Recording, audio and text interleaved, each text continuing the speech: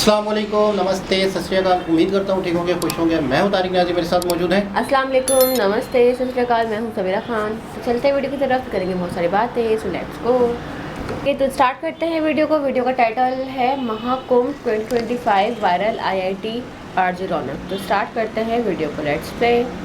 दोस्तों, आज से एक हफ्ते पहले की बात है। कुंभ में एक रिपोर्टर किसी साधु से बात कर रहा था। बात करते करते रिपोर्टर को लगा कि ये साधु कोई नॉर्मल आदमी नहीं लग रहा। रिपोर्टर ने उनसे पूछा कि आप तो बातों से बहुत पढ़े लिखे लग रहे हैं, कहाँ से पढ़ाई की है आपने? इस पर साधु का जवाब था, आईआईटी बॉम्बे से एरोस्पेस इंजीनियरिंग की है। ये सुनते ही रिपोर्टर सन्न रह गया। कुछ ही देर में पूरे सोशल मीडिया पर ये इंटरव्यू वायरल होने लगा। ट्विटर से लेकर इंस्टा, यूट्यूब, फेसबुक, हर जगह इन्हीं बाबा की चर्चा होने लगी। धीरे धीरे पूरे देश दुनिया का मीडिया उनका इंटरव्यू लेने के लिए लाइन में लग गया।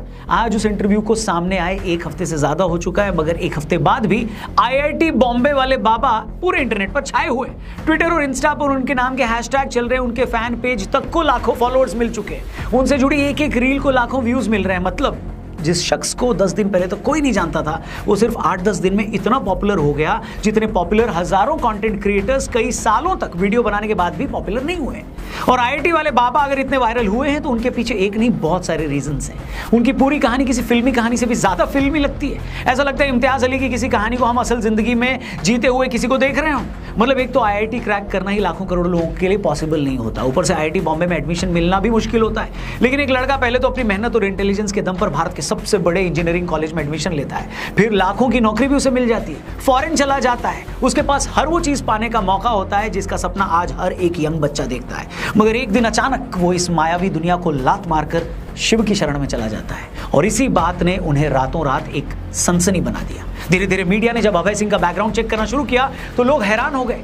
पता लगा कि वो हरियाणा के झज्जर के एक छोटे से गांव से आते थे। वो ग्रेवाल गोत्र के जाट परिवार में पैदा हुए थे। बचपन से पढ़ाई में तेज थे। घर वाले आईआईटी की कोचिंग के लिए कोटा भेजना चाहते थे, मगर वो दिल्ली जाना चाहते थे। अभय ने आईआईटी का एग्जाम क्रैक कर लिया। पहले आईआईटी बॉम्बे से एरोस्पेस इंजीनियरिंग में बीटेक की डिग्री ली, फिर डिजाइनिंग में मास्टर्स की भी डिग्री ले ली। अभय सिंह की छोटी बहन कनाडा में रहती थी। वो कनाडा नौकरी करने चले गए। कनाडा जाकर उन्होंने एरोप्लेन बनाने वाली कंपनी में काम किया। 3 लाख रुपए उनको सैलरी भी मिलने लगी हर महीने की। जिस टाइम वो कनाडा में नौकरी कर रहे थे तभी लॉकडाउन लग गया। अभय सिंह घर में कैद हो गए। उनका शुरू से ही आध्यात्म में इंटरेस्ट था। लॉकडाउन के टाइम उन्हें अपने और जिंदगी के बारे में सोचने का और ज्यादा मौका मिला, वक्त मिला। तब तक उनका कनाडा और कनाडा में अपनी जॉब से मन उठ चुका था। लॉकडाउन खत्म होने के बाद वो भारत आ गए। भारत आकर उन्होंने फोटोग्राफी की। वो हरिद्वार से लेकर केरल और उज्जैन के कुंभ तक कई जगह घूमने गए। अभय ने अपने कई इंटरव्यूज में खुलकर बताया है कि उनके माँ बाप बहुत ही टॉक्सिक रहे हैं, हरदम लड़ते थे। उन्हें लड़ता देखकर उनका शादी से भरोसा उठ गया था। अभय ने कहा उनके माँ बाप हमेशा झूठी शान में लगे रहते थे। उनके पिता ने जितना पैसा उनकी पढ़ाई पर खर्च नहीं किया, उससे ज्यादा पैसा उन्होंने खुद राजनीति में जाने पर लगा दिया। उनके आईआईटी से पास आउट होने के बावजूद उनकी माँ चाहती थी कि वो यूपीएससी भी क्लियर कर ले। अभय ने अपनी माँ से कहा कि मेरा मन नहीं है यूपीएससी क्लियर करने का, कलेक्टर बनने का। तो उनकी माँ ने कहा तुम नौकरी ज्वाइन मत करना, बस यूपीएससी क्लियर कर लो। अभय ने कहा कि उनकी माँ को सोसाइटी में बस ये दिखाना था कि उनके लड़के ने यूपीएससी क्लियर कर लिया है, उन्हें मेरी खुशी से कोई लेना देना नहीं था। अभय सिंह ने अपने कई इंटरव्यूज में अपने माँ बाप को खुलकर कोसा है। उनका कहना है कि माँ बाप भगवान नहीं बल्कि भगवान ने माँ बाप को बनाया है। उन्होंने कहा मैंने सारी जिंदगी अपने माँ बाप को आपस में लड़ते देखा। मैंने उन्हें इतना लड़ते देखा कि मेरा शादी से भरोसा ही उठ गया। इसलिए मैंने डिसाइड किया कि मैं कभी शादी नहीं करूंगा। अभय कई बार बोल चुके हैं, मगर उनके माँ बाप हमेशा शादी को लेकर उनके पीछे पड़े रहते थे। जब वो उन्हें ज्यादा परेशान करने लगे तो एक दिन उन्होंने घर ही छोड़ दिया। पहले वो घर वालों से फोन पर बात भी करते थे, लेकिन पिछले 11 महीने पहले उन्होंने घर वालों को फोन पर भी ब्लॉक कर दिया। अपने माँ बाप के झगड़ों से अभय इतना परेशान हो गए कि बाद में उन्होंने इस पर एक शॉर्ट फिल्म भी बनाई। जिस टाइम वो फिल्म बना रहे थे उस दौरान उनकी गर्लफ्रेंड हुआ करती थी। वो 4 साल तक उसके साथ रहे, मगर फिल्म बनाने के टाइम वो ट्रॉमा में चले गए। उनकी गर्लफ्रेंड को लेकर भी उनकी फीलिंग्स खत्म हो गई। उन्होंने ये बात अपनी गर्लफ्रेंड को भी बता दी कि मुझे तुम्हें लेकर कोई फीलिंग नहीं रही। इसके बाद अभय सिंह जिंदगी का मकसद ढूंढने साधु सन्यासियों की शरण में गए। उन्होंने बताया काफी समय तक वो सदगुरु के ईशा फाउंडेशन आश्रम कोयम्बटूर में भी रुके और वहां पर साधना की। इसके अलावा भी अलग अलग जाकर उन्होंने अपनी साधना और तपस्या पूरी करी, क्योंकि ऐसे तो पहुंचे हुए साधु महात्मा किसी को शिक्षा देते नहीं है। वहां जाकर उन्हें अपनी सिंसियरिटी साबित करनी होती है। ये दिखाना होता है कि वो सच में अपनी धुन के पक्के हैं, उनकी नीयत साफ है और वो सचमुच कुछ सीखने के लिए निकले हैं। अभय सिंह ने जब ये परीक्षा पास की तो उन्हें सन्यासी का नाम दे दिया गया। शिव की शरण में जाते ही उन्हें जिंदगी का मकसद मिल गया। अब होता क्या है ना कि जब एक थोड़ा कम पढ़ा लिखा आदमी स्पिरिचुअलिटी के, आध्यात्म के रास्ते पर जाता है तो लोग क्या कहते हैं, अरे तो बेरोजगार था, नशेड़ी था, इसलिए धर्म कर्म में चला गया, पढ़े लिखे लोग ये सब नहीं करते। लेकिन जब एक IIT ग्रेजुएट या IIT बॉम्बे से एरोस्पेस इंजीनियरिंग पढ़ा शख्स प्रारब्ध और तत्व की बात करे, शिव के सत्य होने की बात करे, तो आप उसे हवा में खारिज तो नहीं कर सकते ना। इसीलिए हमें ये समझना होगा कि अभय सिंह अपने हर इंटरव्यू में शिव को ही सत्य क्यों बता रहे हैं। अब अगले कुछ मिनटों में जो बातें मैं करने वाला हूं वो हो सकता है कुछ लोगों को समझने में थोड़ी मुश्किल लगे, लेकिन मेरी आप सबसे रिक्वेस्ट है कि आप लोग प्लीज़ इस वीडियो को पूरी देखिएगा, क्योंकि अगर हमने शिव के बारे में सत्य जान लिया तो हम ये भी समझ जाएंगे कि आखिर वो कौन सा रीज़न था, कौन सी वजह थी जिसने अभय सिंह को सारी दुनिया को छोड़कर शिव की शरण में आने के लिए मजबूर कर दिया। हम ये भी जान जाएंगे कि उन्हें शिव की शरण में आकर क्यों शांति मिली, कैसे शांति मिली। तो दोस्तों बात यह है कि सनातन परंपरा में शिव को परम ब्रह्म माना गया है, मतलब ये सारी सृष्टि उन्हीं पर टिकी है। वो न तो जन्म लेते हैं और न ही उनकी मृत्यु होती है, इसीलिए शिव को शाश्वत और अनंत माना गया है। अब आप और हम जिस दुनिया में रह रहे हैं ये तो नश्वर है, ये आज है कल नहीं है, लेकिन शिव सत्य है। इस दुनिया का सच वक्त वक्त पर बदलता है, लेकिन शिव का सत्य समय से परे है। उनका अस्तित्व तो कल भी था और कल भी रहेगा। शिव को इसीलिए महाकाल भी कहा जाता है क्योंकि वो काल से परे है। अब इन्हीं शिव को आदि गुरु भी कहा जाता है, मतलब उन्होंने न सिर्फ ये सारी दुनिया बनाई बल्कि वो इस दुनिया को चला भी रहे हैं। दुनिया की हर चीज में उन्हीं की ऊर्जा है और इस दुनिया को बचाने वाले भी वही हैं, मतलब वही इस दुनिया के फाउंडर भी हैं, CEO भी हैं और COO भी वही हैं। हमारे योग शास्त्र में कहा गया है कि कुंडलिनी जागरण का आधार भी शिव ही है।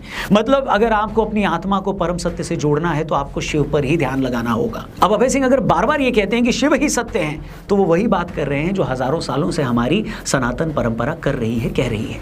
अब जो लोग इस बात को नहीं समझते तो उनके लिए तो भी ये भारी भरकम शब्द है, मगर जो लोग थोड़ी बहुत भी जानकारी रखते हैं वो अच्छे से जान रहे हैं कि अभय सिंह शिव को ही सत्य होने की बात क्यों कर रहे हैं, क्योंकि शिव ही शाश्वत हैं, अनंत हैं और कभी ना बदलने वाली इस यूनिवर्सल कॉन्शियसनेस के सिंबल भी है। मतलब इस दुनिया में जो भी कुछ है उसमें शिव है, इसीलिए कहा गया है कि शिव ही सत्य है। और इसीलिए एक IIT बॉम्बे ग्रेजुएट ने सारी दुनिया की सुख सुविधाएं छोड़कर उस सत्य के सामने सरेंडर कर दिया।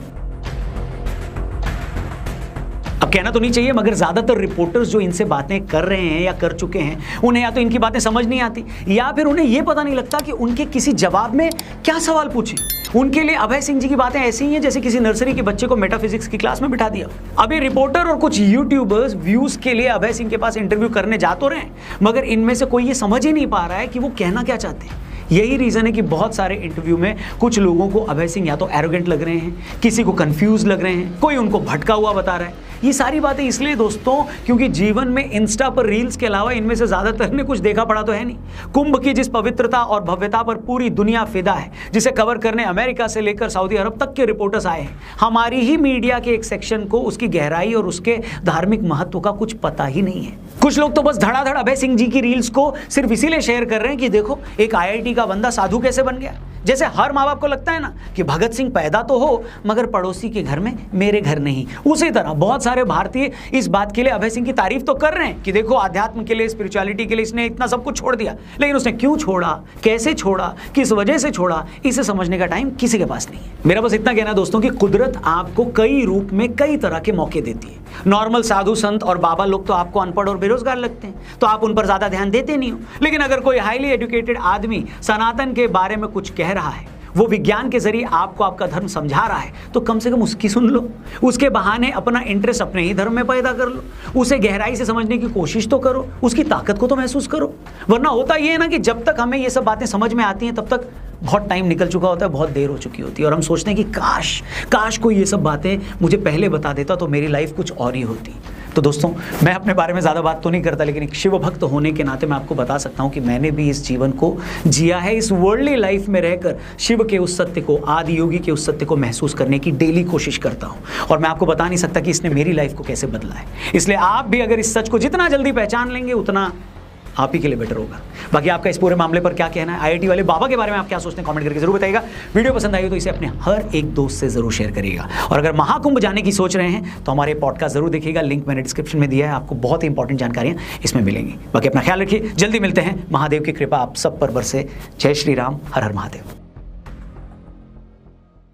जी जनाब, जिस तरह से हमने भी इनकी काफ़ी वीडियोस देखी, IITian बाबा बहुत ही मोस्ट वायरल, तो हमें भी यही अंदाज़ा हुआ था कि इनकी बातें शायद किसी की समझ में आ नहीं रही, क्या सवाल करें, क्या पूछें, ये कहना क्या चाह रहे हैं, बस वो पूछे जा रहे हैं। एक ही सवाल हर वो कर रहा था, रिपोर्टर कर रहा था, जी आपने यहाँ पर कैसे आए, कैसे रहा, ये वो एक ही सवाल, हर रिपोर्टर का एक ही सवाल था। कुछ थे जो सवाल कर रहे थे और कुछ थे जो मतलब लेकिन कर भी रहे थे तो उनकी तरफ से जो जवाब भी आ रहा था ना, मतलब वो तो माँ बाप वाला मामला हो गया, उससे तो वो इग्नोर कर रहे हैं उसको। हाँ। कि बस जो हो गया, मेरे माँ बाप से हर कोई, वही तो कह रही हूँ, हर कोई एक ही सवाल कर रहा था ना क्योंकि रिपोर्टर। हर हमारे माशरे में ना, जैसे मिसाल के तौर पर ये बहुत ही ऊपर की बात हो रही थी, तो माँ बाप से ऊपर हम किसी को नहीं समझते, लेकिन ये दुनिया की खिदमत हो रही है। यानी कि यूँ समझ लें कि एक आपके माँ बाप हैं, लेकिन वो अच्छे लेवल पे हैं, खा पी रहे हैं, कोई परेशानी में नहीं है। यहाँ पर पूरी दुनिया की बात हो रही है, पूरे संसार की बात हो रही है,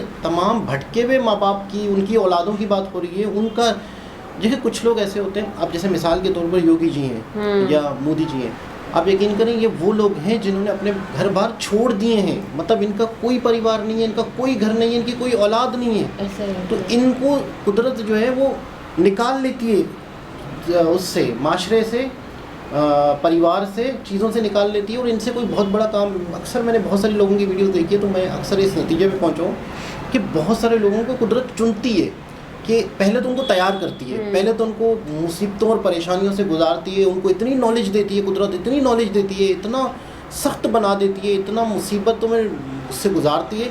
अब देखें ना, हमारी ज़िंदगी का हमें पता होता है क्या होना है, हमारी ज़िंदगी किस मोड़ पे चली जाए, हमारी ज़िंदगी कहाँ जाए, हम सोचते कुछ हैं। अब देखें ये IITN करने के बाद आज कुंभ मेले में एक संत साधु बने हुए, तो किसी ने सोचा था, इनके माँ बाप ने सोचा था, इसलिए इन्होंने खुद ने भी सोचा नहीं होगा।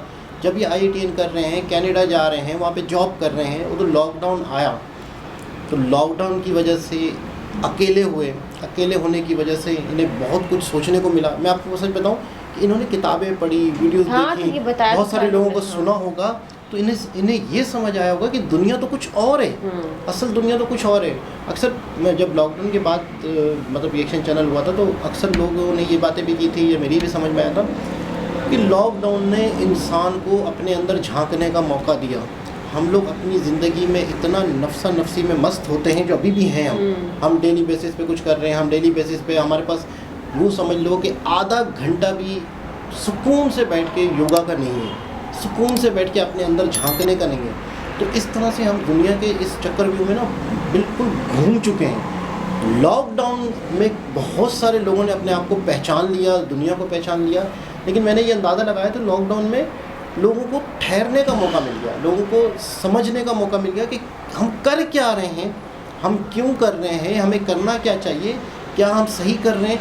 अच्छा, इतना वो है माशरा हमारा, या इतना कुछ है कि अगर आप अकेले भी हो तो एक मोबाइल आपको अकेला नहीं छोड़ रहा। ऐसा ही है, यानी आप एक मोबाइल नहीं था, सेकंड के लिए भी आप मोबाइल के बगैर नहीं रहते। मोबाइल नहीं था तो कम से कम आप सोचते तो थे, लेकिन मोबाइल की वजह से आप इतना बिज़ी हो, इतनी रील्स में आप लगे हुए हो कि आपको सोचने का भी मौका नहीं है। अब वाकई देखें कि इनकी बातें या इनकी चीज़ें कोई समझने को तैयार नहीं है, और अब जब ये IITN करने के बाद ये बातें कर रहे हैं, तो शायद इस वजह से लोग सुन रहे हैं कि यार ये बात क्या कर रहे हैं।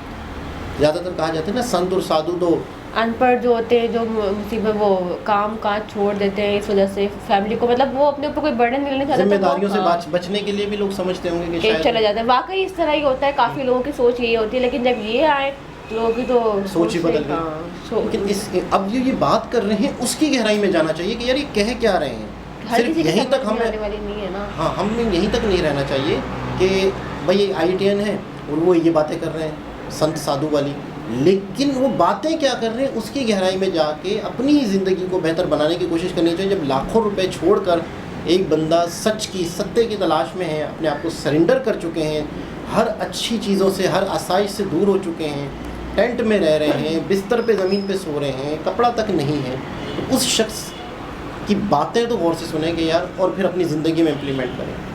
खैर, देखते हैं आगे इनकी वीडियोस कहाँ तक जाती हैं और क्या आगे चीज़ें क्लियर, क्या क्या सुनने के लिए नया आता है सामने के लिए, ये तो वक्त ही बताएगा। और मतलब ये चाहते तो यार अपनी ज़िंदगी कितनी सुकून से गुजार सकते थे, लेकिन इन्होंने दुनिया की हकीकत देखी कि ये तो सिर्फ टेम्प्रेरी है, परमानेंट तो कुछ और ही है, तो इन्होंने इसको छोड़कर और सही वक्त पे उस दिशा में चले गए। तो दोबारा किसी और वीडियो के साथ आपसे मुलाकात होती है, जब तक के लिए ख्याल रखिए, अल्लाह हाफिज़।